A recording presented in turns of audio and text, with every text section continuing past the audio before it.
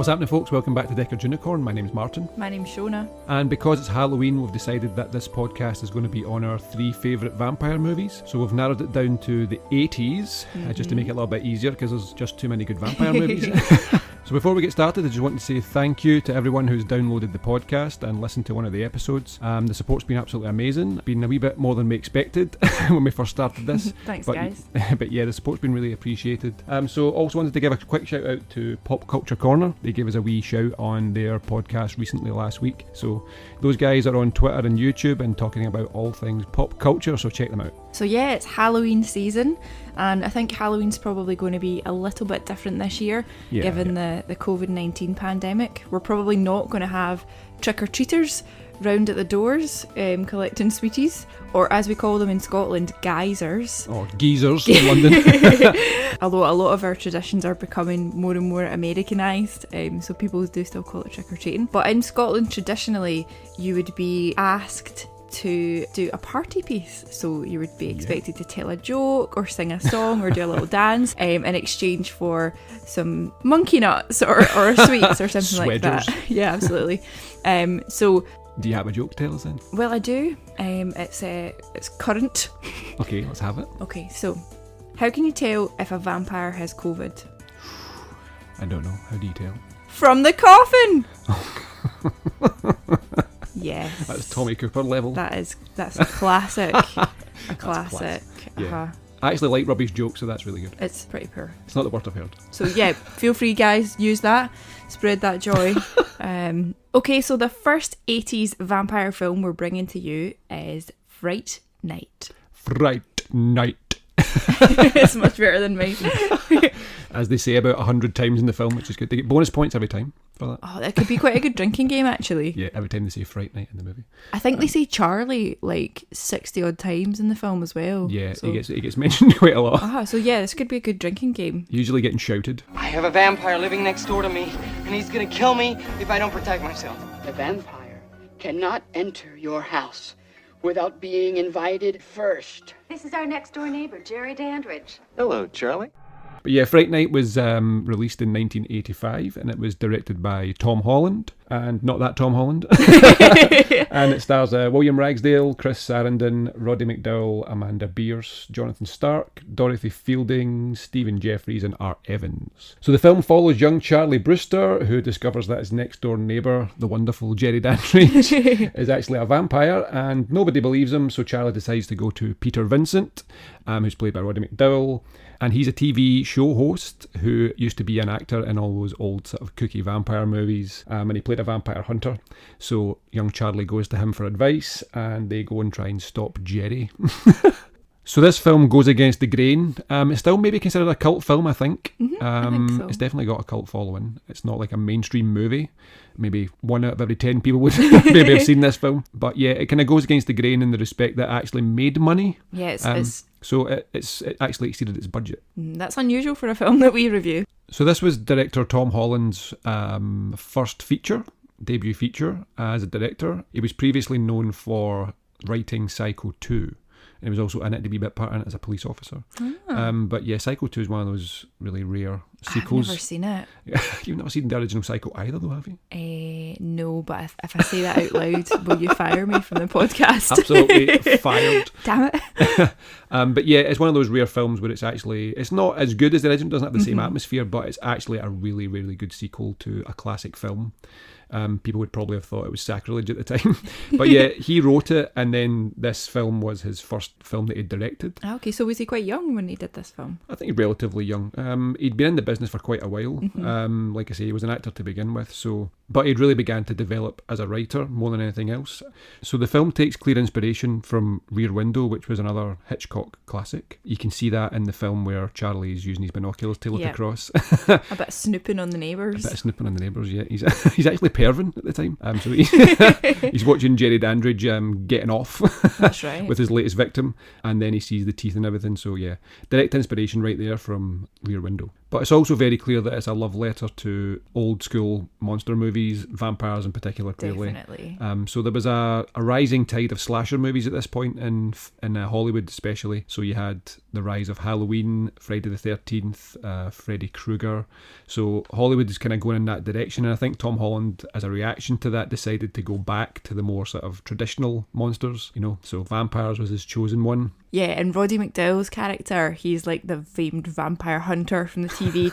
He's clearly like a homage to Peter Cushing and Vincent Price. Just taking both names and put them together. Yeah. So yeah, Peter Vincent, vampire hunter, or vampire killer in this case. But yeah, very clear who his references were and who he loved in the horror genre. So he's the kind of reference back to your classic vampires, although this film is very clearly a modern take on that. Yeah, exactly. Well, modern in the... modern in the 80s. Modern in the 80s, yeah. So Charlie is played by William Ragsdale, and as we said earlier, he's kind of like the boy next door, and he finds out that the vampire is living next door to him in the shape of Jerry Dandridge. I also love how everyone just calls him Jerry Dandridge in this film all the time. Always. Full name all the time. I love that. So yeah, we're just going to call him Jerry Dandridge all the time. William Ragsdale plays Charlie, and obviously no one believes him when he finds out there's a vampire living next door. So William Ragsdale was just about to graduate film school at the time, and he auditioned for Mask. You ever seen that film? It's a Cher movie from the early 80s. I have. I saw it years But the ago. guy's got, I can't remember what the condition's called, but it's Eric Stoltz plays that young guy with that kind of weirdly shaped skull, you know. And he dies at the end. He dies at the end. Sorry, spoiler. If Spoilers! if you've not seen that, don't worry about it now. But yeah, William Ragsdale auditioned for that, didn't get it, and then he knew Jackie Birch, who's like a really famous casting director in Hollywood, and he was able to sort of persuade her to give him a shot. So after a couple of visits and stuff to San Francisco, I think it was, he was then chosen for the part. And I think Tom Holland seen something in him a bit different. You know, I think Charlie Sheen was also up for it. Yeah, he was. But Tom Holland decided that he didn't want someone who was instantly recognisable as like a heartthrob. So even though he wanted a kind of good-looking guy, but he didn't want someone too special. Yeah, just the boy next door. Just exactly the boy next door, so it would sell that idea better. And I think William Ragsdale does really well in it. Yeah. I mean, funnily enough, he broke his ankle.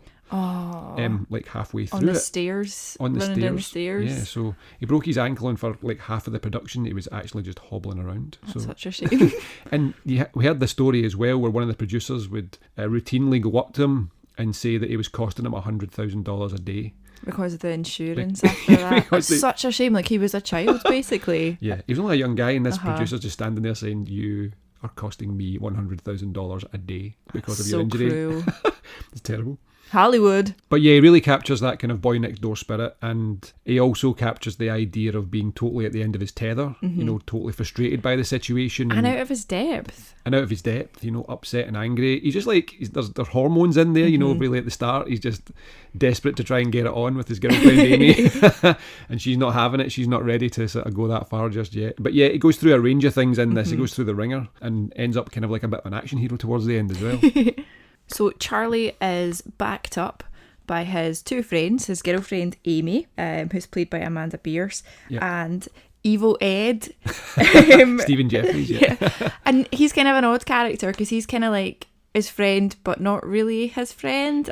It's funny, like, because both of them don't really have that many friends. You know, you can see that they're kind of outsiders in school, but Evil Ed is even more of an outsider, and it's almost like he doesn't really want to be with, even though he's friends with Charlie, it's like he sees himself as different and almost kind of takes the piss out of him and stuff. Definitely. And poor Amy, at the start of the film, she's seen kind of like in dungarees with like wee hair clips, looking quite childish and young. Yeah, exactly. And then she takes quite a turn over the course of events. Exactly. So, especially in one dance, actually. I mean, she was 26, I think, at the time. You can tell she's not a teenager, which is probably just as well, because I think later on, as she's kind of turned, she's kind of sexualised, so it's probably better that it's an older girl playing her. Yeah, I think because of the content of the script, it would have been a bit awkward to ask like a 15 or 16-year-old girl to do those things with like an adult actor. So yeah, I think they made the right choice. Like I said, she doesn't look terribly old. You can just tell she's not 16, but that's fine. I think it works for the character, and she does really well, like making it feel like the girl next door, and having that kind of younger attitude.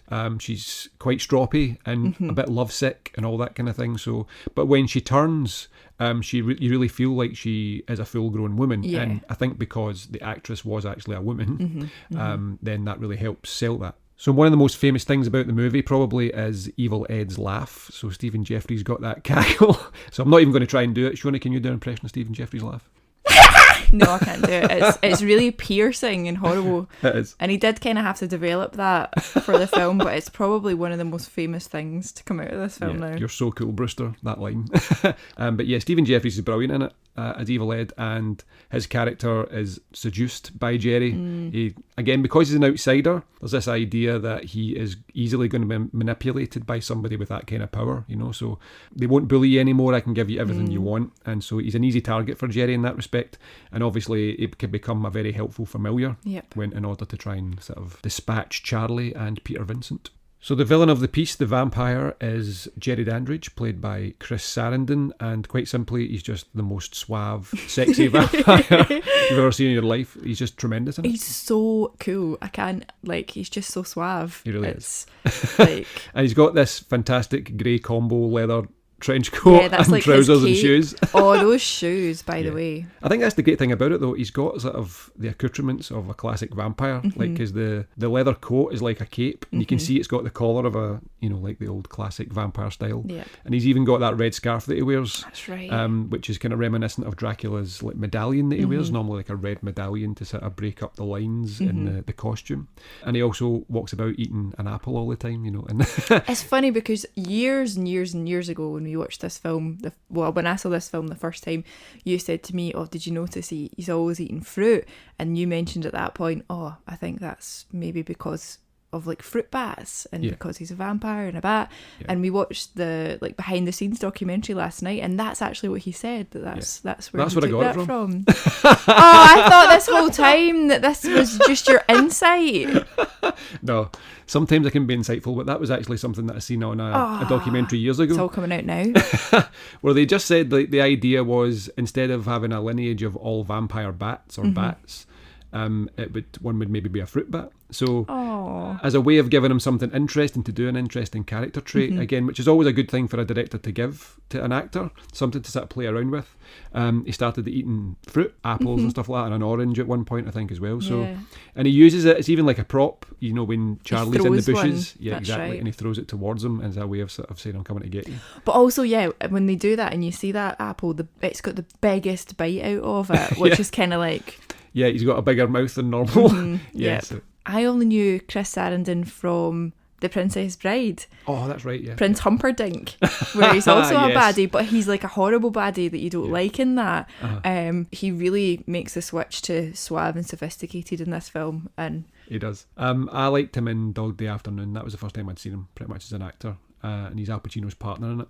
okay. Al Pacino and John Cazale are robbing the bank, and his partner comes along and tries to sort of stop it.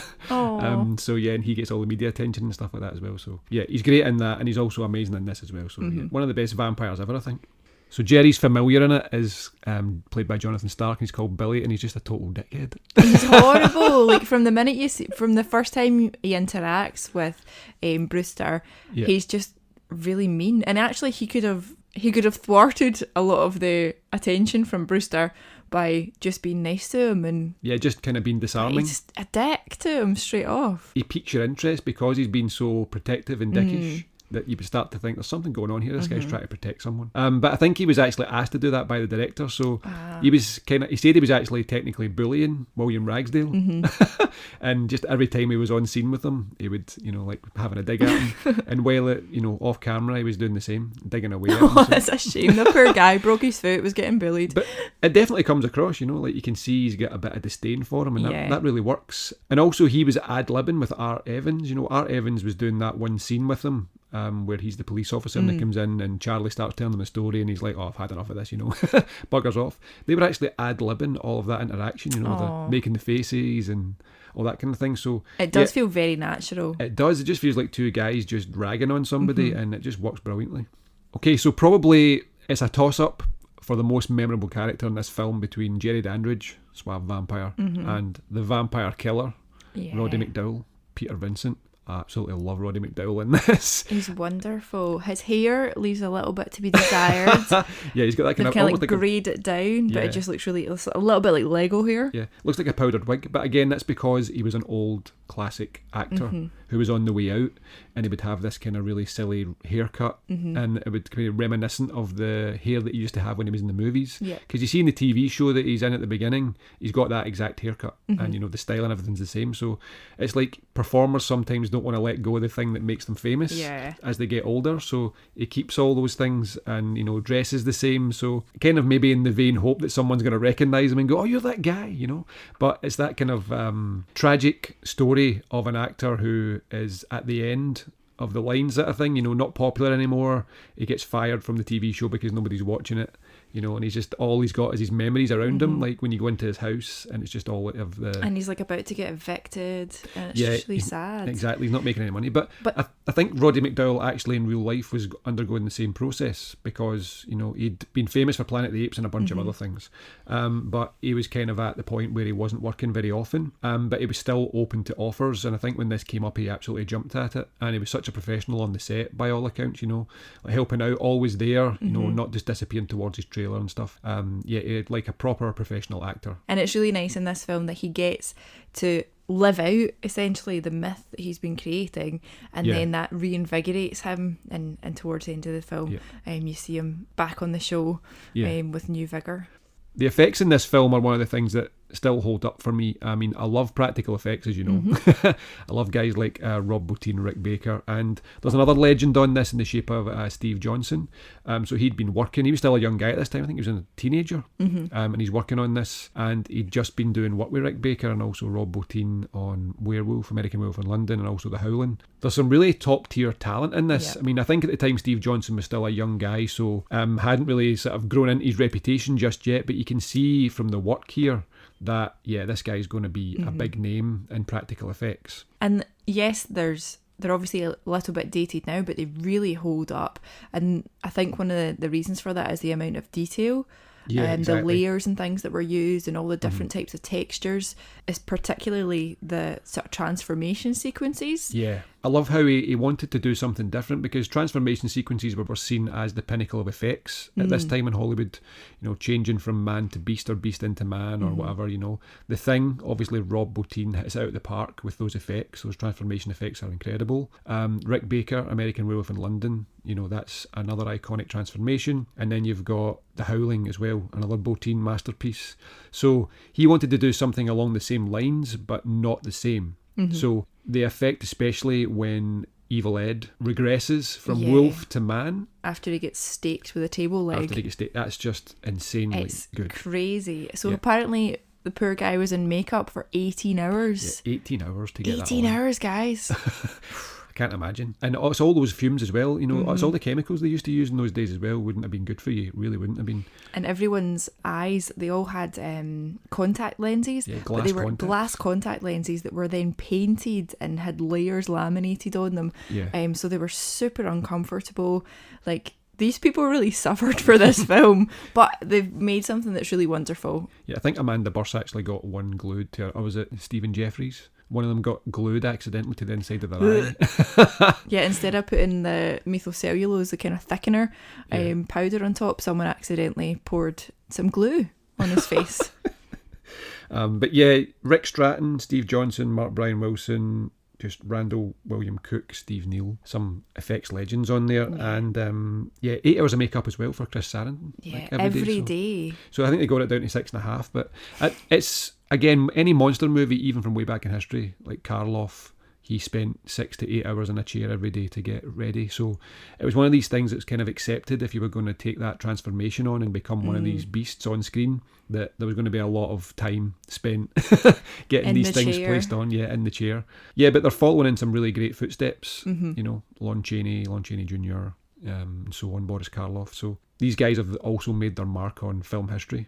Definitely. And one particular practical effect that they weren't particularly proud of was actually Amy's face towards the end. So that was added quite late on. They were asked to do that with like only a couple of days. Yeah, they wanted it to look like a shark, didn't they? Like a sort of Jaws mouth. With giant teeth. Heavy Jaws. They only had time and budget to do like a very basic static mask. Yeah. And they were thinking it would just be on screen for just a second. Yeah. And it ended up featuring quite heavily. It was actually in the artwork for the poster. That's right, even though above it was the house. Yeah, that's right. Even though it was a painted version. But I think it looks really good. I think it looks good too. It wasn't until they pointed out that it was static that I noticed that. Yeah, I mean, she moves towards the camera and you don't really get a chance to see like the joins or anything like that. So, I mean, I think one of the guys commented they should not pause it on Blu-ray. But yeah, it looks really good. I still think it looks good. Definitely. And the very end sequence when our glamorous vampire is finally being destroyed. Yes. There's a point where it's stripped down to burning skeleton.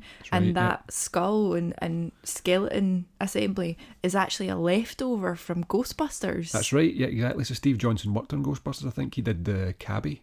The zombie cabbie. That's right. So, yeah, they had some sort of maquettes, models and stuff like that they had left over from that shoot, and they just burned everything up. I think they say that they just tried to burn everything before the end of the shoot. That's another amazing effect. It took a lot of work just to get that thing moving on the wall. So they drop a stuntman.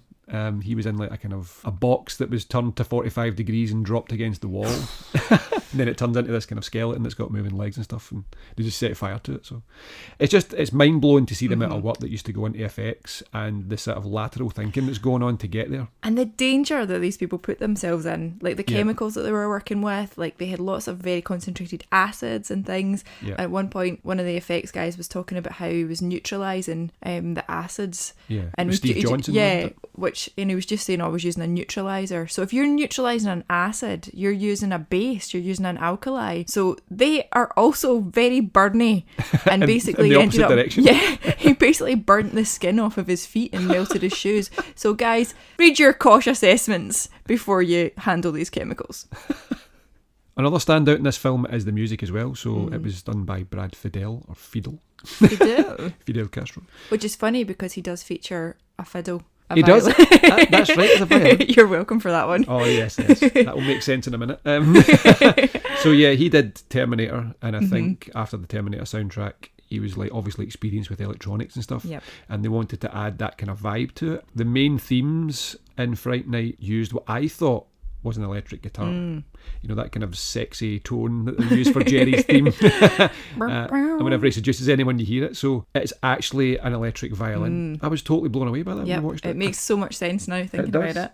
But again, it's because the violin, he thought of like the old films. Yeah. So he wanted to bring an element of that to it. And it's just, that's just really cool. I love that type of detail and that type of thought behind movie making. So that's another great soundtrack. He only wrote one song on it, but the rest of it is just kind of more atmospheric. And there's a few silly tunes on there, especially the one towards the end, the Fright Night actual song. Fright Night! That's exactly how it goes. It's a banging tune. And the MTV video for that is just hilarious. Oh, I've not seen that. You should check check that out. it out. Yeah, it's pretty bad. So are there any underlying themes or messages in this 80s classic? Again, it's not one of those films that sort of screams, oh, look at this theme, look at this symbolism. But yeah, there's obviously about growing up too fast. Yeah. You know, the dangers of growing up too fast. Like, you can see that she, especially Amy, she wants to grow up. She wants to become a woman quickly. And then she gets her wish. And that's what can happen. You can be taken advantage of by older men and all that kind of thing. Who are vampires. And you've also got Evil Ed's story, you know, that kind of, he's an outsider, an outlier in society. And those kind of people can easily be manipulated by people with power that say... Oh, radicalised. Radicalised even. You know, I can give you everything you want. You're never going to be bullied again. You know, you've got strength behind you now. You know, you just have to take my hand. Yeah, there's a couple of wee things in there around that, but it's generally just a good, fun horror movie, really. It is, it's really good fun. It's not preachy in any way, and you wouldn't want it to be. So what's your favourite moment?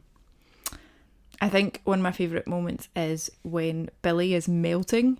So we're not quite clear on what exactly Billy is. He's like a familiar. Is he a partner? It's kind of left a little bit out there. Yeah. But he's shot in the head, and then he comes back up the stairs. Yeah. And it's not until he's staked that he starts to... I think the idea is that he's a familiar, so he's been bitten, so therefore has all the powers of the vampire, kind of.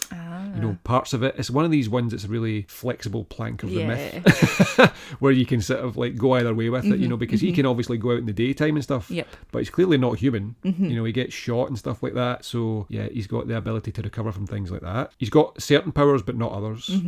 So I think the idea is that he's been bitten, but he's never fed. So he's maybe not graduated to actually feeding on corpses just yet, and he just helps out. And again, yeah, you've said that there's a kind of underlying sexual tension that people sometimes read into it, you know, because of their relationship. It's like, were they lovers or are they just good friends who look after each other? And you can look at it either way. There's one scene, I think, that the actors even pointed out themselves, where he's kneeling right in front of Jerry, cleaning his hand, you know, that kind of thing. And people think, oh, wait a minute. The angle is very suggestive Yeah, the angle's of suggestive. a more intimate relationship between them. But yeah, I don't see them as anything other than just friends. You know, Billy's just very protective of his master, and his master obviously only wants good things for his familiar. I guess it's one of those ones that doesn't really need to be defined. Nah, not at all. So what's your most memorable scene? I think it has to be Evil's transformation. Oh yeah, I should have said that actually. Well, when he's the wolf and he transforms back into the man. I think we talked about it earlier about the effects work is fantastic, but Steve Johnson wanted it to look uneven. So he didn't want it to look symmetrical. So you've got points where the character is like, you know, half of his face is a certain way and the other half's kind of like more like human. one's like a human leg and one... Yeah, it's really disturbing and it's brilliantly well done. There's so much work going on in there. You know, there's like animatronics, there's practical effects, there's practical makeup effects, there's wax work almost, that kind of thing. Things melting. Things being melted, reverse photography, you name it. It's just all in there. Obviously at the end of it is a guy in a suit too, you know, so it's just an amazing transformation sequence and it really ranks well against the others that we talked about. And even that, there's the very last part of that when you see his poor wee little face turn back into a human face. Like, they did a really great makeup job where they did it in layers and then reversed it, and it looks fantastic. It really holds up. That's a classic technique. And you always get that tragedy of the moment when they turn back into the person who they were, you know, like just a young innocent guy. Oh, and Roddy McDowell at that point, oh, my heart was breaking for both of them. He absolutely understands the situation. He knows that it was because of what had happened to him, the bite. You know, he'd been sort of taken over and it wasn't his fault. Okay, for favourite quotes, I think it's quite simple, isn't it? I think we both have the same thing. You're so cool, Brewster! So yeah, I think everybody's favourite line in the film is that one, and it's been said to death. Definitely in this household. Yeah, and Stephen Jeffries is actually for the same reason he hates it. That's such a He gets shame. asked every time he gets seen by any fan just to say that line. And do the laugh. And do the laugh, and he can't stand it anymore. So best performance, best character, who do you think steals the show? For me, Jerry Dandridge. Chris Sarandon. Absolutely. Yeah. He's just too cool for school. Yeah. Like I said earlier, I think it was either Peter Vincent, Roddy McDowell, Yeah. or... Oh, actually, yeah. But oh, no, I'm so going to go hard. Jerry Dandridge. Yeah. And I love it. I love it when he walks onto his amazing staircase and he says, "Welcome to Fright Night. For real." So cool. So cool. He sells it so well. Yeah, he's just amazing in it. Fright Night! Who's it gonna be tonight? Lock your doors and windows tight.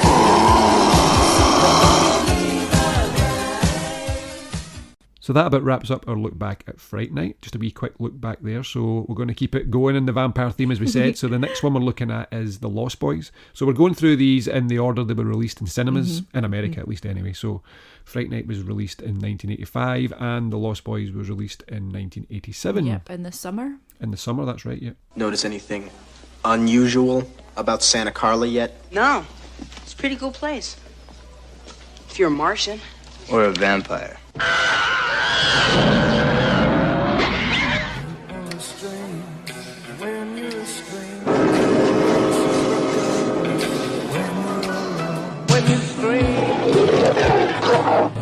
So where are you? The flying nun? I'm your brother, Sammy. Help me! So the basic premise is teenage brothers Michael and Sam move with their mother to a small town in Northern California, Santa Carla. Yes. Fictional town? Yes, fictional town, yes.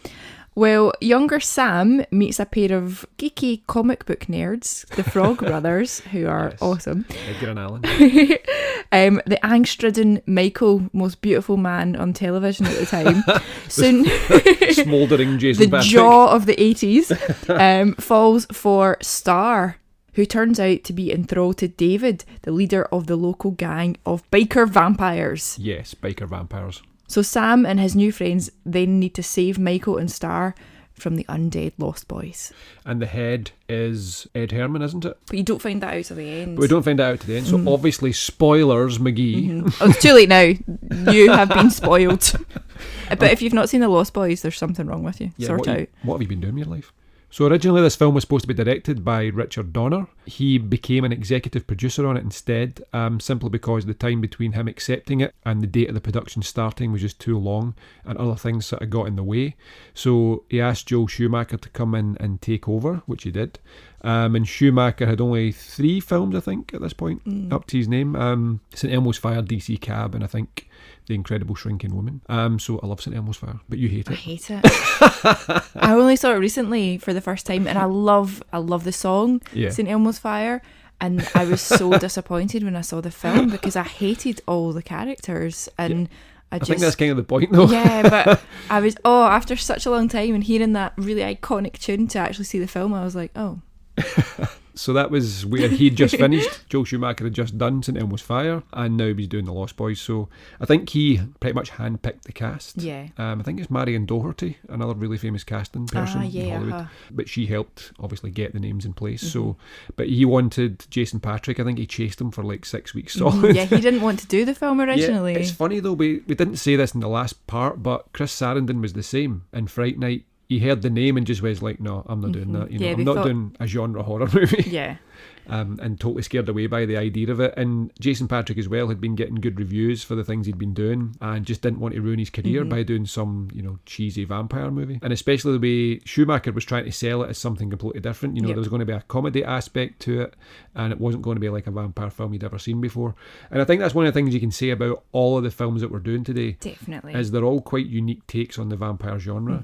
And because this one obviously involves like the kind of young and beautiful, almost like rock star vampires, clearly had a very definite idea of what he wanted them to look like.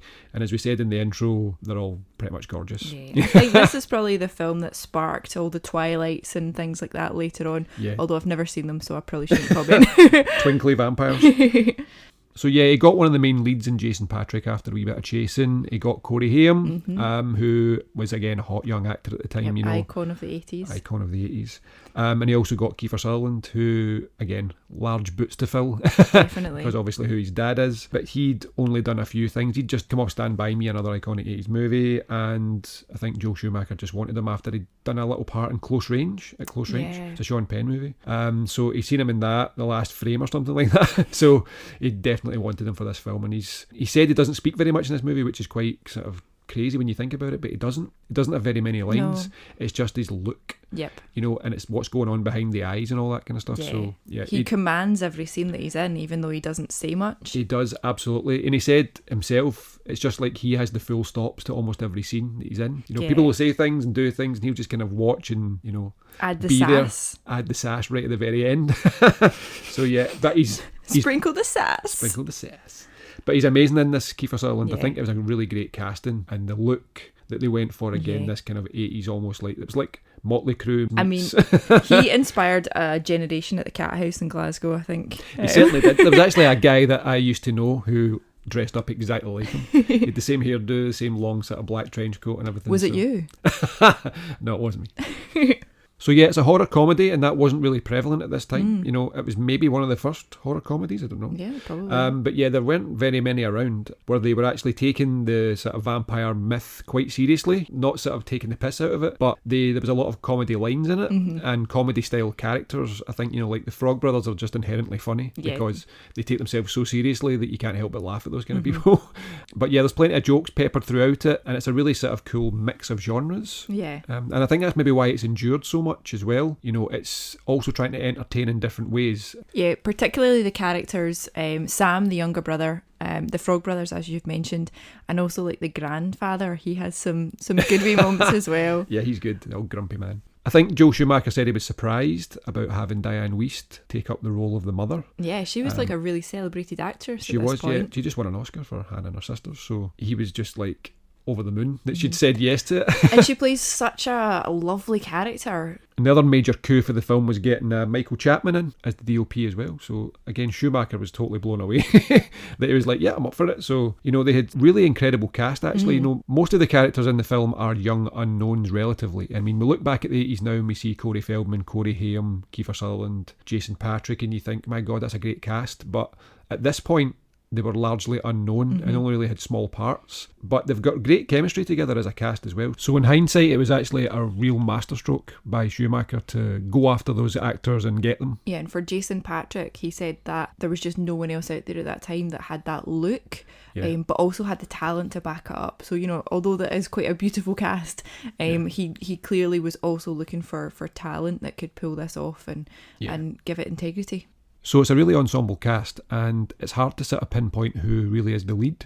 I suppose it's Corey Haim and maybe Jason Patrick. Yeah, I guess the story's told a little bit more from Corey Haim's perspective. Yeah, I think so. He's probably got more screen time than anybody else, I think. And he does have the brightest clothes. He does. The wardrobe that Corey Haim has in this film is absolutely ridiculous. That sort of trench coat thing is awesome. God knows what. It looks like a blanket that's just been made out of a trench coat. But it's absolutely fabulous. You couldn't get any more 80s if you tried, as far as the sort of the costuming in this film is concerned. And that sort of outfitting really shows that he's kind of a fish out of water there. You know, he's this city kid. Exactly. From Phoenix, is it? Phoenix, yeah. Phoenix, actually. And when we moved here. Yeah, and he's been dropped into this more kind of bohemian area. And yeah, he really stands out at first. Yeah, it's almost like a kind of hippie vibe, isn't it? Like this kind definitely. of permeates it, you know, it's all like surfers and skaters and bikers and all these kind of things, people on the fringes of society a little bit. Obviously that perfectly suits the nature of the film, what they're trying to say, you know, people easily get lost in that situation, you know, kind of forgotten about. But yeah, Corey Haim was, like we said, a kind of iconic face from the 80s, and he does a brilliant job in this, and especially his chemistry, I think, with Jason Patrick is brilliant. You know, they really do feel like brothers in it. There's a lot of sequences where they just share moments and closeness. They're quite tactile with each other. They're quite tactile with each other, and you know, it really feels like a lived-in relationship. Yeah, it makes it makes when they disagree on things feel real. But it also sells the fact that he doesn't necessarily want his brother to die. You know, so that he wants to stake his brother to their heart. He wants to find a way to save him. Yeah, they both share really cool moments, especially the one that sort of takes off from Salem's Lot, you know, where Michael's outside the room and he's floating outside. I love that scene in Salem's Lot as well. You know, he's chapping the window, let me in. But it's a similar idea, and you know, like he doesn't want to let him in at first, but he relents, you know, because it's his brother. It's that moment just as he looks at him to kind of say, I'm your brother, you know, and he sees that and he sort of relents and allows him back in the room again. Yeah, they share some great moments together. But I think also the chemistry between Corey Haim and the two Frog brothers, Jameson Newlander and Corey Feldman. Was this the first film with the two Coreys? I think this might have been the first film with the two Coreys. I think it is. When you look back at the 80s, you just sort of think of those two and they're almost inseparable in your mind. Yeah, they've got great chemistry. All three of those characters have got great chemistry. And again, it's because there's a sort of difference between them. Yep. You know, the Frog brothers are both of the same mind. You know, they're so serious. They're so funny. They're hilarious. But it's like that kind of thing where they're not in the joke. No, not at all. Exactly, that's it. So that's why they're so funny, is because they just don't see it. Everything they say and do, they 100% believe it. Absolutely. So I think Schumacher actually had given Corey Feldman a bunch of Rambo movies and Chuck Norris movies and said, right, okay, your reading was pretty good, but go away and watch these and try and create a character out of that. Yeah, sort of hyper masculine, super serious, over the top. And part of me wonders if he's kind of carried that on and almost plays that kind of character like in real life sometimes. Yeah. But Jameson Newlander actually got the part by mistake, I think. Like, he went to one of these auditions and he wasn't supposed to be there. That's right, it was a callback audition and he hadn't been at the first audition. He hadn't been at the first one, so yeah, he got the part anyway, but it's just one of those bits of Hollywood history. It's quite interesting. So the Lost Boys of the title are, of course, the group of biker vampires. Yes. And obviously the Lost Boys comes from J.M. Barrie's Peter Pan, for those young kids that will never grow up. Yeah, that's exactly right. They've even got that line in it. You'll never grow old, Michael. And you'll never die. But you must feed. Totally bastardised that. Sorry. It's amazing. So again, the casting was very particular for those guys. I think 2 of them were models. You've got a young Alice Winter in there before Bill and Ted. He was youngest, I think, apart from Eddie Munster, the really small vampire laddie. Yeah, Billy Worth, Brooke McCarter, both like super good looking guys. They look, Most fabulous hair. yeah, they look like a hair metal band again. They absolutely do. Oh my It's so god. good. So yeah, they just kick about Santa Carla, causing ruckuses down at the fairground and Causing all sorts of- abducting Waynes. Causing all sorts of mayhem and killing the punks that steal comic books. That's right. Right on. They destroyed those comic books, so they deserved it. I was Bastards. I was on the vampire side at that point. So he's not exactly the person you would maybe envision when you're thinking about master vampires, the head vampire, especially when you've got all these sexy young men. And he's not exactly in that mould. So Edward Herrmann plays Max, and he's the head vampire. Spoilers. He's the da. He's the da. But I think he's really good in it. His character wanted to cultivate a community, which is quite funny. I've seen him talking off camera about this, and he said that he wanted to cultivate this small community and just have like a family. Which is really nice, actually. It's actually really nice. So yeah, obviously they have to feed on the local populace, but the idea is that he's trying to create this sort of little community, a little family, and these are the sort of young boys in the family, and he's keeping them in line, and he's clearly looking for a mother figure to look after them, you know, and that's where Diane Weist comes in. Newly divorced. Newly divorced, she's ready to be picked. No, you know what I mean? Like she's obviously looking for a father figure in Sam and Michael's life. You know, that's the issue here, that on both sides of that coin, they seem to be missing like a figure.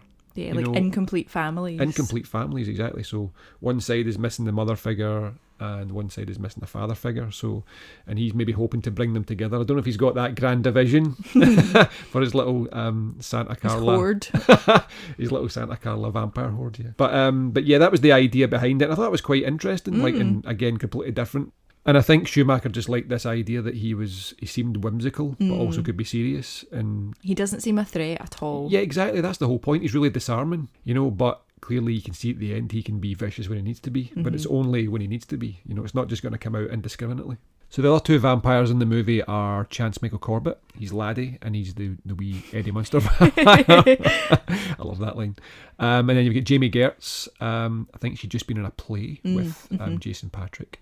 So she plays Star. And funnily enough, they were actually looking for a young, blonde, waifish, pixie-type vampire. And that's funny because the next film we'll talk about, Near Dark, that's kind of exactly that kind of female lead. Yep. That's exactly it. So, but Jamie Gertz was chosen. She's, again, completely different to what they were looking for, but she just had that chemistry with Jason Patric, and that worked. And again, I think she's really good in it. She's got the smouldering good looks. She really fits the vibe as well of Santa Carla, and kind of laid back. And exactly, yeah. But yeah, she does a great job of being sort of standoffish at first, you know, and then falling madly in love. And you can see she's torn a little bit, you know, the relationship she's got with David. Like, you know, he has power over her because obviously he's the one that turned her. But she definitely falls in love with Michael. Yeah, Michael's supposed to be her first kill, but she can't bring herself. And she falls madly in love. Yes, that thing about crossing the line, you know, like she won't cross the line into killing him because she falls in love with him, and Michael, on the other side, he won't cross the line into murder when he sees what he's become and what he will ultimately become. He finds it horrifying. He finds it really difficult to do it. So as we said earlier, one of the coups of the film was to have Michael Chapman as the cinematographer, the DOP on this film for Schumacher. He was totally blown away that they got him.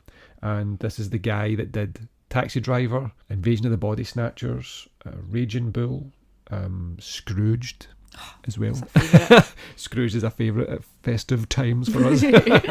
Yeah, Christmas favourite.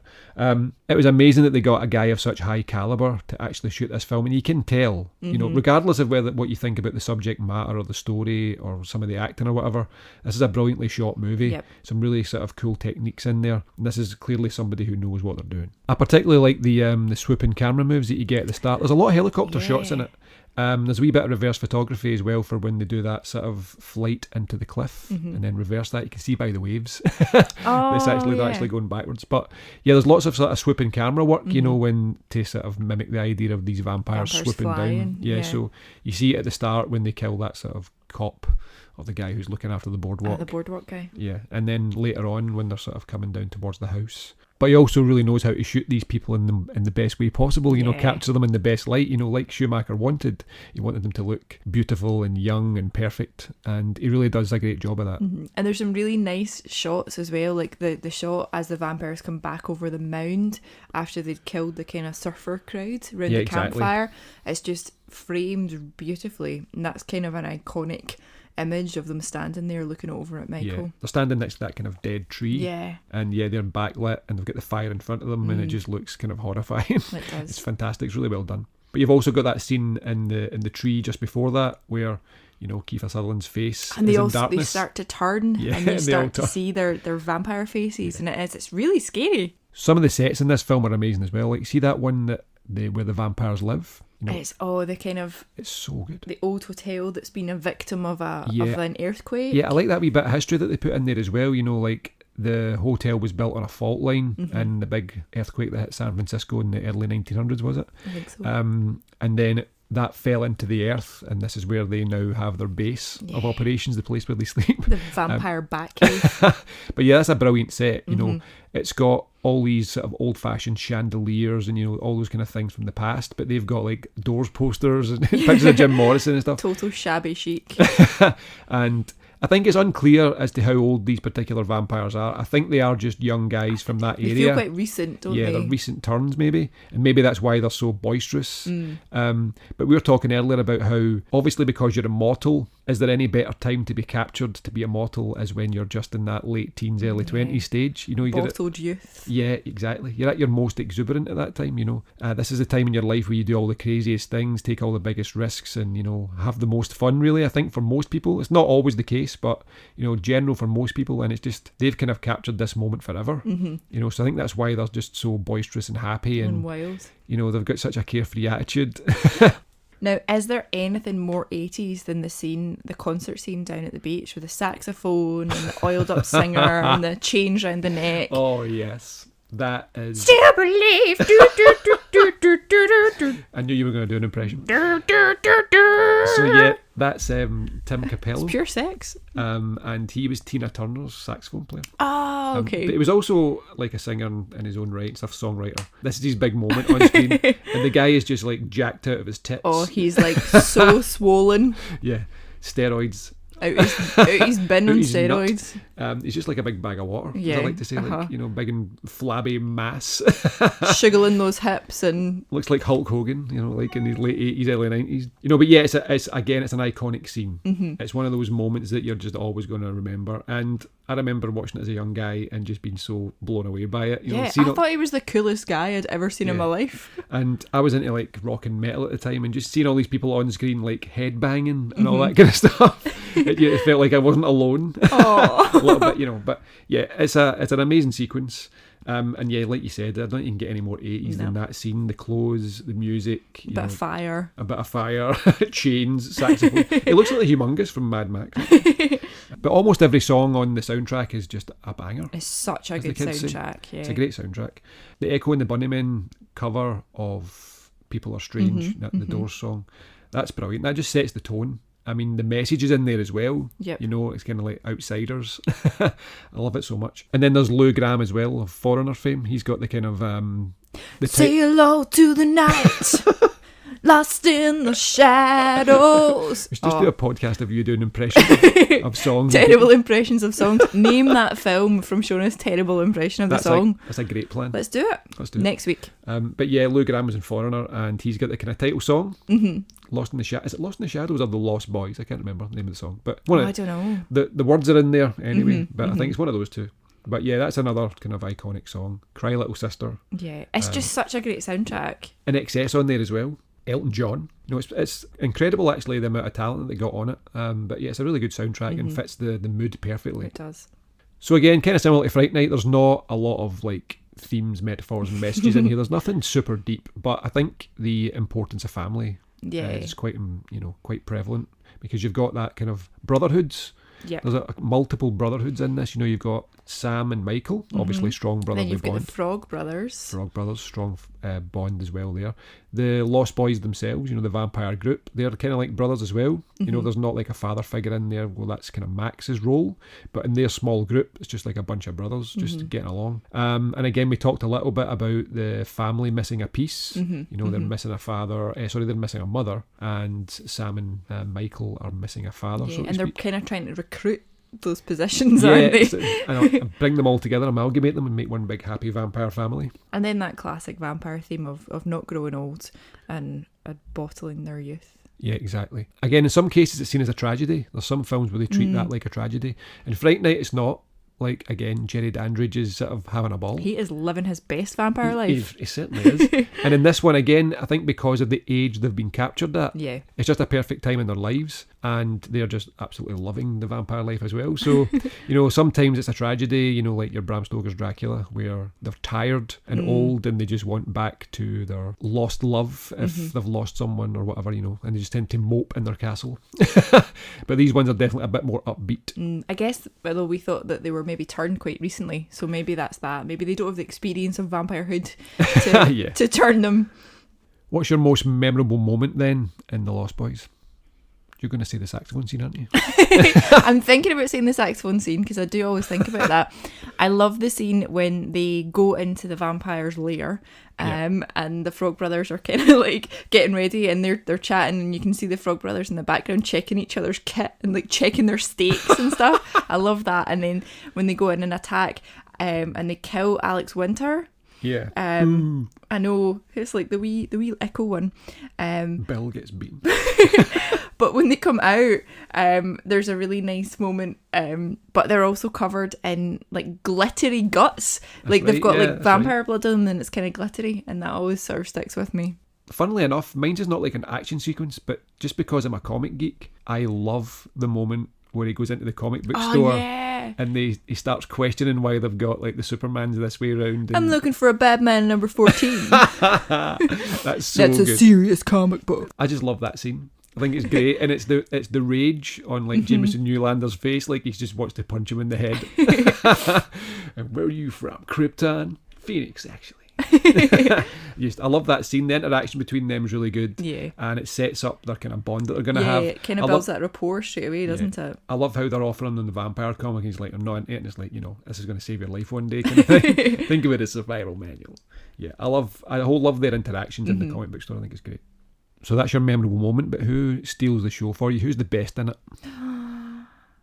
I think that's quite tough, but I think for me it's Kiefer Sutherland. Yeah, I was going to say him as well, to be honest. Yeah. I think he's just the perfect vampire for the 80s. He really is. He's got the look. As we said, I think it was clever that it didn't say much. It was just more about his demeanour and the way he just kind of scans and analyses things and just takes it all in, and then has some kind of pearl of wisdom right at the end. Where he just puts a full stop on the scene, as we talked about. He's so badass, and he leads this group. Although he's not like the head vampire, you do think for the majority of the film that he probably is. He kicks ass, and I think a lot of boys in the 80s definitely wanted to grow up to be him. They certainly did. And again, that's another tick in the column for Ed Herman. It's not exactly a shock twist at the end. You can kind of see it coming with the dog attacking their mother. And the Frog Brothers and Sam have kind of been pitching him as the head vampire. Yeah. But then there's the, about the breaking the spell. There's all those little myths, the vampire myths, where, if you invite them inside your house, then you sort of break the spell, and a lot of the things don't work on them, like the garlic and the mirror and all these kind of things. So that's a slightly different take as well on the vampire rules, shall we say. And it's quite nice in the three films that we're talking about today, the rules are slightly different. Yeah, they're all quite flexible, and I like that, like people interpret the rules in different ways, and there are a lot of sort of grey areas that haven't been fully explained. There's no one's actually sat down and went, right, this is Vampire 101. Ultimate. This is what you can and can't do. So, they all play around with the rules, but that's what they're there for. What's happening to me, Star? Get yourself a good sharp steak. Drive it right through his heart. You're a vampire, Michael. My own brother, a damn blood-sucking vampire. Oh, you wait till Mom finds out, buddy. So the last film in our 80s vampire trilogy is Near Dark from 1987, which was directed by Kathryn Bigelow, and it stars Adrian Pasdar, Jenny Wright, Lance Henriksen, Bill Paxton, Jeanette Goldstein, Tim Thomerson. Caleb Colton no longer belongs to our world. We'll give him a week, see if we can call him one of us. He belongs to hers. But you have to learn to kill. He belongs to theirs. I don't want to kill. He makes you kill tonight. And they all belong to the night. Again, this is one of these films that lingers with me. I remember seeing it for the first time on Moviedrome, which was a BBC Two show about cult movies, essentially. And it was introduced by Alex Cox and then Mark Cousins later on. There's a load of old, really cool cult movies on that. And I've seen this along with Terminator and various other things. But yeah, Near Dark was one of the ones that stood out, and it just hit a certain spot. There's something about it. Again, I think it's just because it's so unique. Another unique take on the vampire lore. This was the first of its kind. And the music, Tangerine Dream, and just so many things about it just felt right. And it's just always been one of my go-to horror movies. Yeah, this is a film that I hadn't seen until you introduced me to it. Yeah. So maybe 8 to 10 years ago or something like that. Yeah. And it's what struck me about it is the fact that no one ever says vampire in this film. You know, it's very realistic, it's very gritty. And it's that kind of, they're in the south, they are cowboys. Caleb, the sort of star of it, is from a ranch, and it's a totally different take. Or at that time, it was a totally different take on the vampire. Again, like a lot of these films, they understand the myths, they understand the rules, but there's clearly some breaking of the rules going on here. Definitely. And, creating new ones. Kathryn Bigelow just had a brilliant idea here. I think it's just a fantastic concept. This idea of a nomadic tribe of vampires just riding around in a Winnebago, killing people, and they've got this history where all these generations of vampire within this sort of wee dysfunctional family unit. You've got the kid who's like pre-teen, and then you've got the young girl who's like in a maybe late teens, early 20s, and then Severin. He's like in his 30s. The older brother psycho. Then you've got like a mother and a father, and he's clearly much older than she is, so it's all these different generations of vampires, and it's just so cool, the idea. This was Kathryn Bigelow's first solo director role. So she had co-written the film, and because she was producing it independently, she'd kind of stipulated that she wanted to be the director on her. And I think the producers had said that she had like 3 days to prove herself. But by all accounts, everyone on the set seemed to speak really highly of her and really respected her craft. Yeah. Lance Henriksen talked about how having a matriarchal director was amazing for the set, because there didn't seem to be as much pressure and everything felt more sort of familial. And they were able to sort of stay in character quite a lot. It was a difficult shoot for them, I think, again, because it was an independent film. They were living out in trailers, out in this kind of really deep south, Wild West type place. And all the filming was done at night. So, Exactly. the crew were working to really unsociable hours. It was really challenging for them. But I think she allowed the players, the actors, their own creative freedom to come up with their characters and their backstories and things, and really encourage that creativity in them. Yeah, she absolutely nurtured the ideas and was never averse to anything. I think Adrian Pasdar talks about how he would go to her with an idea, and he could usually tell with her face, by her face, within the first few seconds whether or not it was going to fly or not. But the good thing for him is, and for all the other actors, was that she was open to the ideas and open to discuss them and happy to use them as well, if they were going to work for the character. And I think this is another example of having mutual respect between the directors and the actors, and how that really helps to create something that's really special. So if you're a fan of another 80s classic in Aliens, you'll probably find some of this cast quite familiar. I think Lance Henriksen, Jeanette Goldstein and Bill Paxton were all in Aliens just the year before. So they were hired as a wee group. I think Kathryn Bigelow wanted them. A job lot. Yeah, job lot. She wanted them just because they all had that kind of existing chemistry. And she thought it was a great idea to just basically lift a group from another film who'd all worked together and put them in hers. And yeah, you can tell because there's a fabulous chemistry between all of them. And it just really works. Again, because it was supposed to be a family, have that kind of really strong, close bond. And that's something that Adrian Pasdar, who plays Caleb, the kind of protagonist. Yeah. He was quite worried because he was relatively unknown at this point, wasn't he? Again, there's another same story as Jason Patric and also Chris Sarandon, where they heard the genre and just went, I don't know if I want to be in a vampire movie, especially a silly vampire movie. No, I'm not interested. But thankfully, they took the parts on. But then we're up against this awesome cast that they'd obviously just seen killing it in Aliens. Well, exactly. Yeah, he said that. He said he actually went to see Aliens as he was doing his research before the film started, before they started production. And it was just so... That was what really sold him on it. It was like, I can't wait to work with these people because they're so good. So yeah, as you said, Adrian Pasdar is the lead. So he's Caleb, and he's the one who comes across this beautiful young girl that he definitely wants a part of. I think that's one of the things about his character is he's basically like a walking dick at first. Yeah, he's not that nice. No, he's like, not. And at the start of the film, so he comes across May, who's this really beautiful, innocent-looking little waif, and he's chatting her up.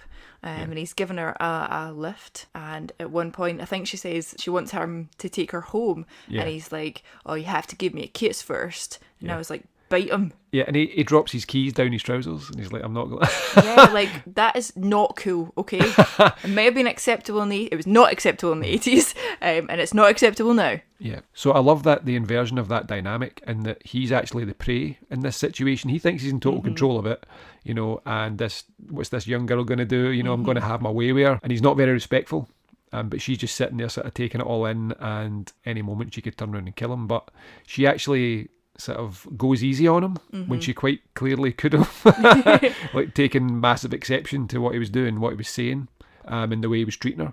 But yeah, she sort of takes a more tender touch and she bites him on the neck, and that's when sort of Caleb starts his transformation to the dark side. To the dark side, yeah, exactly. But then she runs away, so it's nearing daylight, and she has to get out of the sun. So that's kind of the main, apart from the whole sucking blood to survive, the main kind of vampire clue in this film is that the vampires can't be in the sunlight. Yeah. And that kind of runs through the film quite a lot.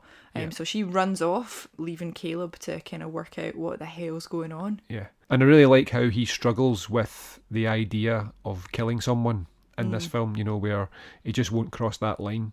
And he's obviously has a very strong family bond, and he's kind of constantly being drawn back towards his family. You know, you can see that in what he says and what he does.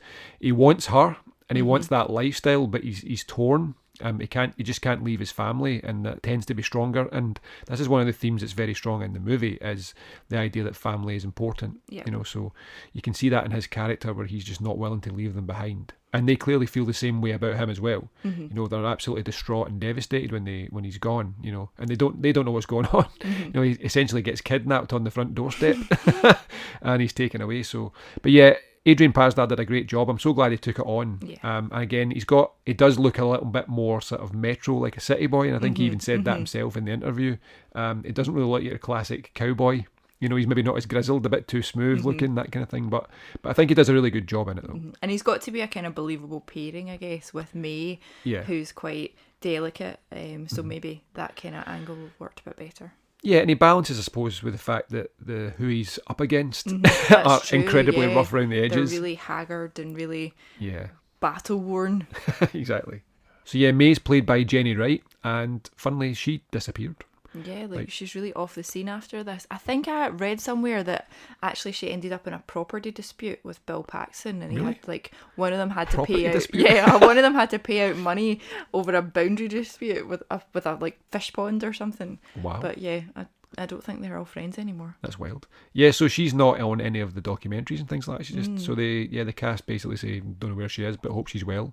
But yeah, she's got that kind of innocent pixie look that we talked about in The Lost Boys, and that's kind of part of her seduction. Yeah. She looks innocent and maybe easy to overpower. You know, she doesn't look very strong, and she kind of plays that. You know, she plays it really well, where she makes herself look really delicate and, you know, frail almost. Yeah, and she's got her technique down, how she's going to trap these unwitting young men. Yeah, and I think that's one of the other really interesting dynamics about it, is how each of the vampires in the film have got their ways of sort of getting their prey. You know, some of them are quite forceful, you know, like Severin, you know, and Jesse. Severin and Jesse are both very similar.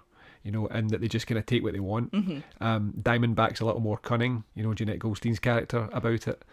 May is far more kind of like waifish and draws you in with that kind of delicate nature, and like she's going to be an easy touch. And Homer's obviously got his like playing dead. It's such a good technique though. Yeah, he like plays dead at the side of the road and then waits for someone to come and help the poor little boy, and then strikes. Well, that's it. You know, everybody's going to stop for a kid, aren't they? You know, a kid in distress. You know, let's go and see what's up with him. The stars of the show are probably those people we mentioned earlier, that group of vampires and all the cast of aliens, essentially. So Bill Paxton is Severin, Lance Henriksen is Jesse, and Jeanette Goldstein's Diamondback, and you've got Homer there as well, played by Joshua John. But yeah, they're the most memorable faces in the film, and they've also got the most memorable scenes as well. Yeah. Bill Paxton is probably a standout. He is outstanding in this film. He's so good. He's wild. He's absolutely off the chain. He's wild. And I think he said earlier in an interview that he used to be a bit of a wild child when he was younger, and he was always getting in trouble with the police, that kind of thing. So this character basically perfectly suited him. He doesn't come across like that in interviews. No, I was really surprised. He seems so calm and reserved. Yeah, nice, level-headed, speaks really well, but he's just got this inner wild child that he embraces every now and again. I mean, in Weird Science, he's amazing as Chet, like the older brother, and he's completely off the scale in that one. He's way over the top. And this one's the same. You know, he's got a couple of wee reserved moments, especially when Caleb sort of proves himself. And, you know, he sees him more like a brother as opposed to somebody he's going to kill. But some of his moments in this film are ridiculous. The scene in the bar is just so vicious and so violent, and he goes in with this terrible attitude, and it's again just simply because he knows he's not under any threat. You know, nobody's going to be able to deal with him, nobody's going to be able to kill him, and he goes in, and these tough looking characters are just taken out one by one, and eventually they're almost like pissing in their pants, you know, with fear at what's going on around them. And it's funny that this scene was almost mimicked in Terminator 2. Like the bar scene where he comes in and asks for the clothes, the boots, the motorcycle, blah blah blah. And actually the guy sitting at the bar, is he not in the same... He is, the same guy. So he's the guy that he takes the leathers off. But he's the one that Severin takes exception to initially and kind of uses as the sort of point of his ire. And that's where it all sort of spirals quickly downwards from there. And there's some really creative ways of killing people in this as well, you know, in that sequence. But yeah, Bill Paxton is just fantastic in this. Such a memorable character. And again, he's got some great lines as well. So, you know, all the sort of elements there for a memorable performance. So Jesse, who I think is like the oldest of the vampire group, he's played by Lance Henriksen, and he, I mean, even just physically, he really looks frightening. He lost a lot of weight for this film. Yeah. And he's got like a prosthetic scar on his face. Yeah, he has. But even like the things that he did himself, so like he had a long little ratty ponytail that he dipped in tar. So the idea behind his character is that he's been kicking about since the American Civil War. Yeah. He fought for the South. So, you know, he's already setting himself up as this like gritty character. So he dipped his hair in tar, because apparently that's what they used to do back then. And he got like nail extensions, acrylic nails, and then he like wrecked them with a hammer and stuff, so that he had these horrible grotty ragged extended fingernails. Yeah, I think he broke the ends off with like pliers. Yeah, like, so he got them perfectly done, really really thick nails, and then just started to break the ends off, just so they would have that kind of weathered, distressed look, like they'd been there forever. And he really lived in this character. So when they were going to the set, instead of flying down, he decided to drive. Yeah. And he did it in character. So he picked up this hitchhiker on the way, and he basically scared the shit out of this poor guy by putting on this character and kind of acting it out. And at that point he thought, yep, that's it, I've got the character down. Yeah. He was very demanding of the guy and just like dismissive of everything he did. I think he was asking the guy to roll him a cigarette and things like that, and just saying, oh, is that what you call a cigarette? And just throwing it out. And the guy was getting really upset, and he wasn't watching the road either. So the guy was getting more and more sort of irate and upset. The guy was probably terrified. Yeah. And that's what he said. He loved it, because he knew that that's when he had the character in the bag. Like, I can do this on camera because I'm really scaring people in real life. And I think him and Bill Paxton also got into an altercation with a police officer. That's where they were kind of both in character to begin with, but he started taking it too far. And he was really short with his answers and all that kind of thing. And eventually the cops sort of found him looking at him in a certain way, and then he had to step back and he put his hand on his gun. He was going to draw his gun on them. So scary. So yeah, that was a bit of a hairy moment for the two of them. But again, he absolutely loved it. I think I didn't realise Lance Henriksen was such a sort of head case. Like and proper like character actor, Yeah, method actor. Method actor, yeah, exactly. So he really, really gets into it. I mean, I'm quite sure if it had went to the point where he was going to get arrested, they'd have said, "Okay, listen, I'm an actor." You and may blah, have blah, seen blah. me in films such as Aliens. But yeah, it's the fact that he had the sort of guts to keep going with that, just as a way of sort of testing how well he knew this character, was amazing. And that wee sort of trio is rounded out by Jeanette Goldstein. She was Vasquez in Aliens, and she's one of those female figures that sort of sticks out. I mean, Ripley gets all the sort of applause and rightly so, because she's a strong female character in that particular film. One of the first to be really prominent, but she's amazing. Yeah. Jeanette Goldstein, she's built like a tank. She's doing the pull-ups, she's carrying the biggest gun, all that shit. So again, she kind of like played against a lot of stereotypes, playing that Vasquez character. But here she's, her background in this is that she's more from the 50s. Yeah, she's supposed to be like a glamorous lady who's kind of turned bad. Yeah, it's glamour gone bad, and that's why she's got that kind of classic Marilyn Monroe sort of peroxide blonde, but it's grown out, and then she's got all the sort of Western style sort of dress, like the sort of chaps, leather jacket and all that kind of stuff. But yeah, her hair was kind of looking a little bit like mine a couple of weeks ago after months and months without access to a hairdresser in the pandemic. But she's also got a very Western-inspired name, Diamondback. That's right. It's the kind of thing you'd get from a gunslinger. Diamondback. Diamondback. That wee trio, the Aliens cast that were in this film, was just perfect. You couldn't have done it any better. And they've all got their own wee sort of backgrounds that they worked on, which is amazing. And you can tell they really took it seriously. Again, even though a lot of them had reservations about the genre, I think they all have a story to tell in that respect, where it's like, it's going to be a vampire movie, and they were kind of scared to tell each other, weren't they? Yeah, but I think each of them, once they'd read the script, they were like, oh man, I need to do this film, it sounds amazing. But yeah, they were kind of tentative about telling each other that they were in it, and then when they realised that they were all in it together, they were pretty excited. One other thing about Jesse, I think he looks like Jonah Hex, like the comic book character. You ever seen Jonah Hex? He's got that kind of weird scar. It's almost like the scar that holds his jaw together. Yeah. But that's exactly who he looks like. And Jonah Hex wears like the uniform of the South as well. Like he fought in that one. I don't remember exactly, but yeah, he looks exactly like Jonah Hex. Interesting. Wonder if there was some inspiration from that there. I don't know, I'm not sure. So from a technical perspective, this is another film that benefited from having like an amazing legendary DOP on it, and Adam Greenberg. And I think they knew him from Terminator, but this guy's got like a laundry list of films. It's kind of ridiculous. But yeah, clearly his work in Terminator was what influenced them to sort of try and get him for this, and they got him. And again, there's just some amazing camera work in this. It was interesting how he used light in the film. He said that, the source of light wasn't really as important as to what the light in the scene captured as far as the mood was concerned. And I think that's one of the things about this film that really stands out, is it's so moody at certain points, and really captures a feel, rather than having the sort of actors perfectly lit facially, like catching them the right way and stuff like that. It's not about showing them in their best light. It's about maybe showing them in possibly in their worst light or in shadow, So I think he was really clever with how he did that, and he used a lot of natural light on set, and especially because he's shooting in dark as well. It's a difficult thing to do. It was about allowing the sort of environment to do a little bit of the work, and I think that was quite a novel idea at the time. And you can see a little bit of the Terminator DNA, especially in the truck part towards the end. That looks very, very similar to how that was shot, that entire sequence. Yeah, looks when he's like crawling over the hood of the truck and stuff. Yeah, all of those moments look very similar, even the way the truck jackknifes and then explodes. Obviously it doesn't come out of it this time.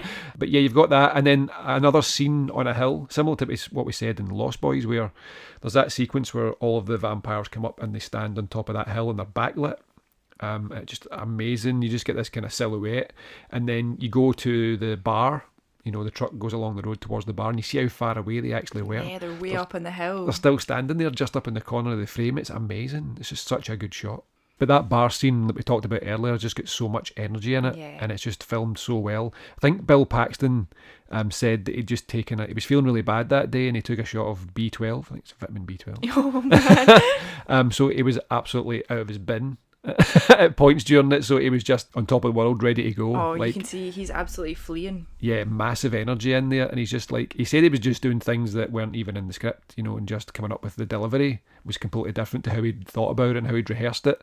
And that line, finger licking good, for example. It works so well. And the scene, the bit that really stands out in that as well is when the the guy from the pub is like strangling him, and at first he acts as if he's like choking, and then he's just, and it's so funny. And then is that the poor guy that ends up getting spurs to the No, neck, that's the barman. the The barman gets his throat cut with the spurs. It's like everyone gets their own creative death.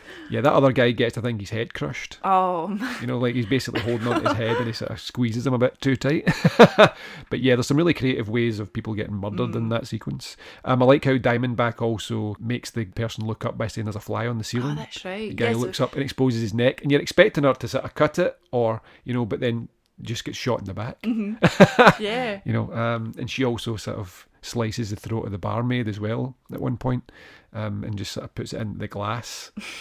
But it's the faces of the other actors, like the barman, when all this is sort of carrying on, is just terrified. Horror. Terrified. And there's a guy in the background who's playing pool and he's absolutely pissing down his leg, petrified, and they're just loving every second of it. Yeah, you can see that they're absolutely getting off on this. They're having a great time. This is like a great night out for them. So this film's not really heavy on effects, but the ones that it does have in it, some of them are really, really good. Some of them don't hold up just so well. I'm thinking about the fire, particularly when the people catch fire. You know, you can kind of see that it's like superimposed fire on top of a person's face, and it doesn't really match very well. It's not really burning on the contours of their face. You can see that it's just like plastered on top. But the smoke effects are brilliant. Yeah, they're really good. So like you see the characters running Yeah. and like smoke billowing out from under their clothes. So it really does give the impression that their bodies are smoking. Yeah, exactly. And I think it was cigar and cigarette smoke they're using. It was like, there was this wee machine that they had inside. Just smoking fags in their jacket. Just a bunch of guys smoking fags. They had this kind of little machine and had these cigarettes and cigars in them, and there would be something that puts pressure on them to push it out. Oh, wow. And then that would go through these tubes, and that would come out of prosthetics on their arms and their face. You know, so it would look like their face and their hands were smoking. And Adrian Pasdar said that at one point he could actually had yellow sort of marks on his skin.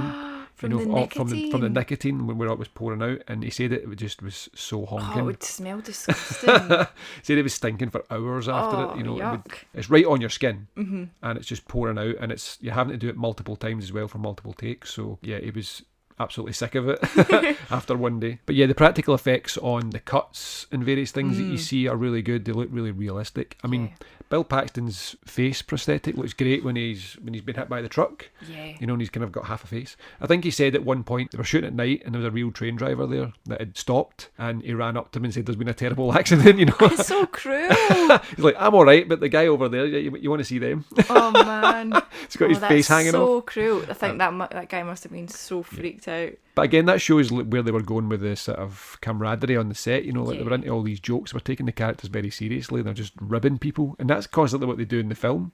The score is one of the things that stands out for me, and it's just so amazing. Is this another Tangerine Dream It's effort? another Tangerine Dream effort. So they seem to be in a lot of 80s movies, especially the ones that I love. I just love that kind of electronica.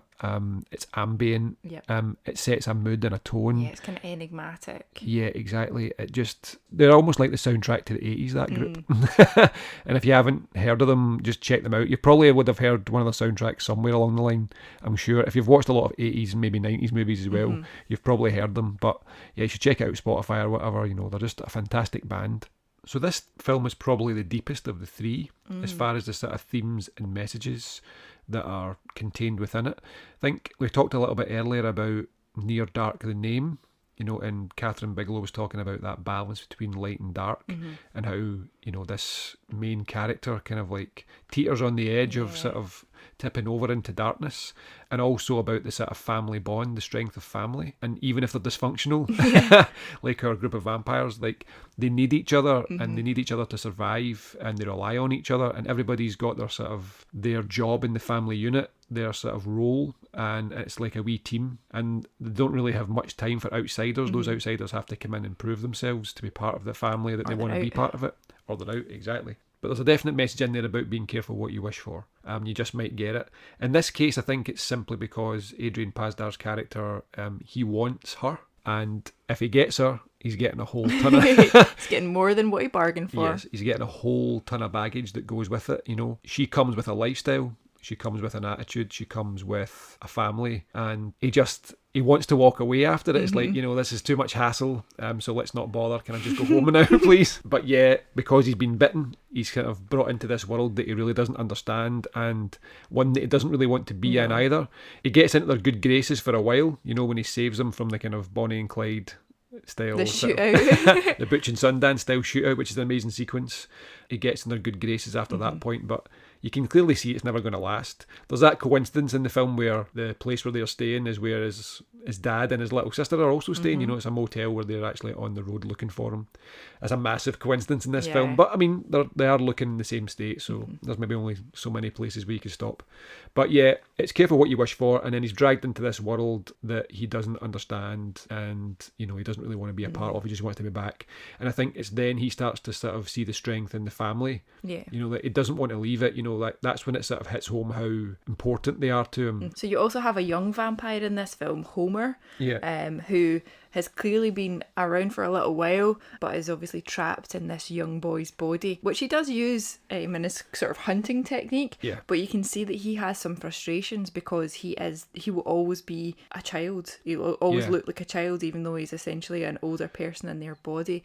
And that makes probably companionship quite challenging for him. Exactly. So that's why I think he targets Sarah, the little girl, Caleb's little sister, and I think the plan is that he's going to turn her and have this little girl companion. So yeah, there's that kind of theme of the moral and psychological implications of being trapped in a child's body with the mind of an adult. Yeah, exactly. And I think he's an old soul in this. You know, I think he's definitely older than Diamondback. They always call him Old Man. That's right. You know, Jesse calls him Old Man, so he might, I don't know if he's even older than him. Oh, I never thought of that. I doubt it, but he might be, you know. Yeah, he's definitely older than Severin, he's definitely older than Diamondback, so that's his frustration stems from that, you know, like maybe doesn't feel like it's taken seriously enough. And it's funny how he actually acts like a child. Yeah. And whenever she says something to him, she sort of like Like a calls him down mother. like a mother. Yeah. And he listens to her, almost like he's accepted her place.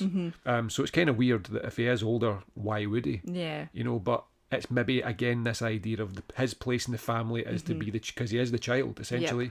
So he takes that responsibility maybe a little bit and says, okay, I'm going to have to act like a child and obey the mother, or this family unit could be doomed. You know, it would also be a really weird dynamic if you're travelling around and this kid is ordering everybody about. By the So it's maybe a way of them helping them survive as well. I think also vampire stories are usually seen as like tragic and romantic. The actual main vampires in it, they don't really have a tragic story. Again, they're kind of like living their best life as well, you know. Yeah.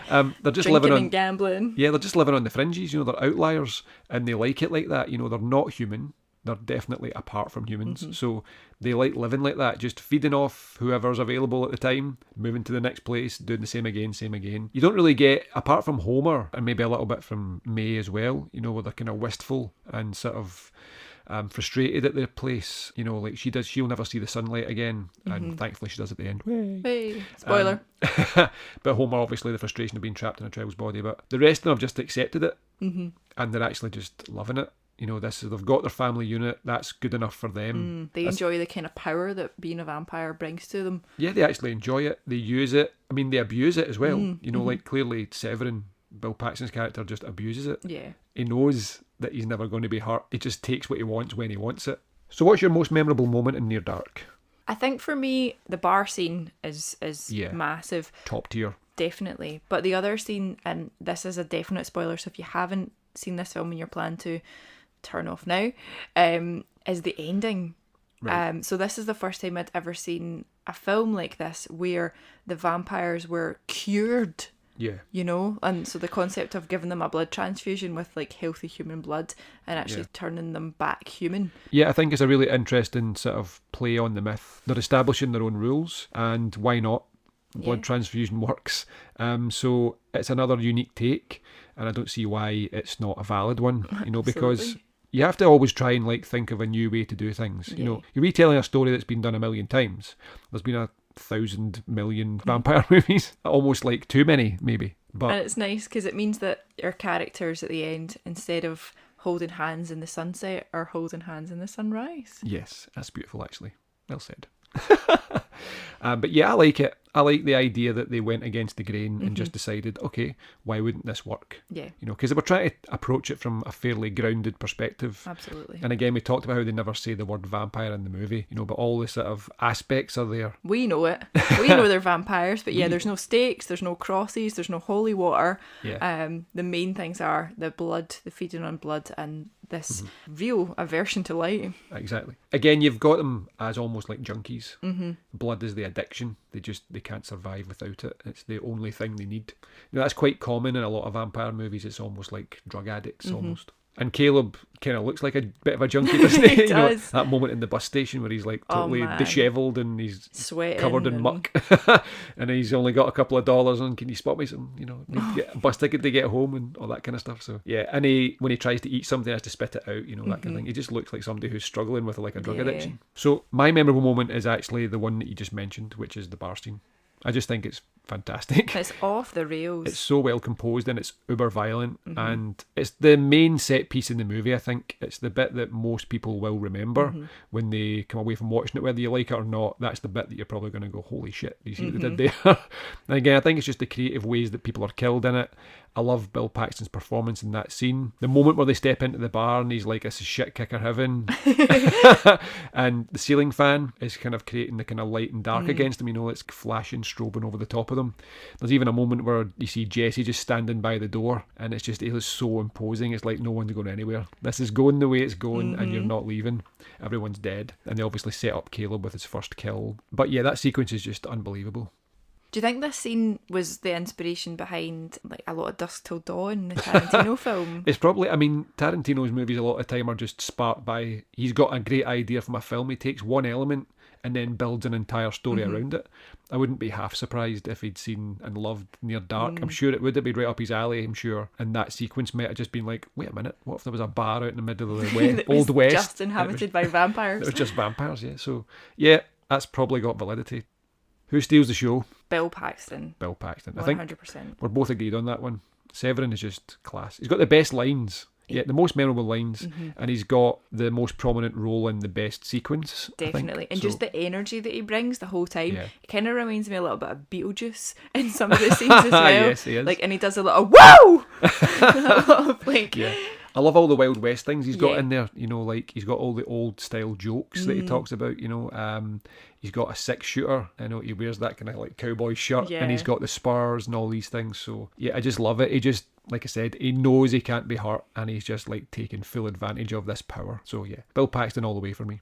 I think it was also great to see a female director getting a chance. Even though this is an independent movie, Kathryn Bigelow showed what she's all about and went on to bigger and better things after this film. But this is the one that she is quite fondly remembered for by a lot of people. This is the one that she says she gets the most questions about. You know, interviews, people come up to her and say, oh, I love what you did with Near Dark. She really made an impact. She's a very intelligent lady and she thinks very deeply about everything she's going to do. And she's obviously a very talented director as well. So yeah, she did a fantastic job, and also she seemed to do it with a massive amount of respect from the crew. So I think that really goes to show there was a older style of really tyrannical directing. Yeah. And this really goes to show that is not required. I think she's definitely got more modern sensibilities in that day, and exactly what you said. Maybe it used to be that the director was, you know, the be all and end all, and what they say goes, and you never question them, and that was maybe just the way the studio system was run. But people like her coming up on the indie circuit were sort of more open to using everybody's ideas and